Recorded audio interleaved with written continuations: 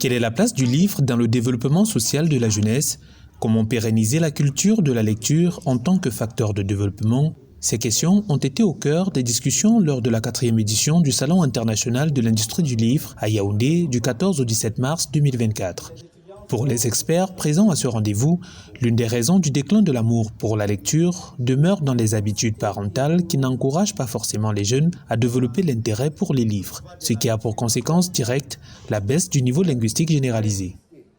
Un enfant qui élève lorsqu'il lit, la première des choses qu'il retient dans le livre, c'est l'orthographe, c'est comment on écrit.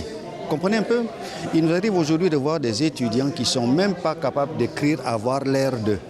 On me dit qu'on a maîtrise. Pourquoi? Parce qu'on ne lit pas. Ils peuvent parler bien. Il nous revient à nous, parents, d'abord dans nos familles, d'encourager nos enfants à lire. Moi, je suis de ceux qui pensent que c'est trop facile en fin d'année de donner à un enfant qui a 10 ans un ballon, à une fille qui a 10 ans une poupée. Pourquoi ne pas lui donner un livre?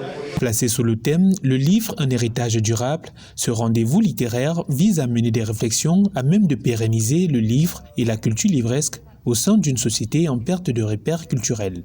Le rendez-vous a permis de faire le constat de ce que les jeunes, les plus jeunes en particulier, point d'ancrage du combat pour insuffler l'amour de la lecture, sont non pas répulsifs à la lecture, mais à un type de livre. Les ouvrages philosophiques et ou non imagés peuvent être un frein à leur envie de lire.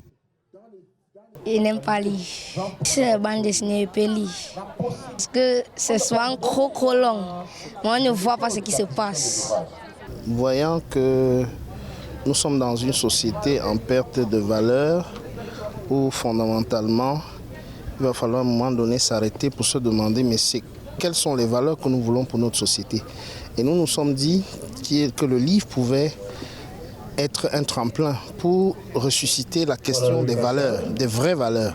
Si vous donnez des livres aux enfants, à lire, à comprendre, c'est une valeur pérenne, ce qui va absolument les habiter tout au long de leur vie. Car nous pensons avec beaucoup de conviction qu'un peuple qui lit est un peuple qui vit. Le CILI ambitionne non seulement de résoudre une problématique plus actuelle, celle de l'appropriation de la culture comme socle de développement, mais aussi de débloquer le potentiel de l'industrie du livre à travers des tables rondes mettant en commun ses acteurs, écrivains, éditeurs, lecteurs, libraires, mais aussi journalistes et autres critiques littéraires.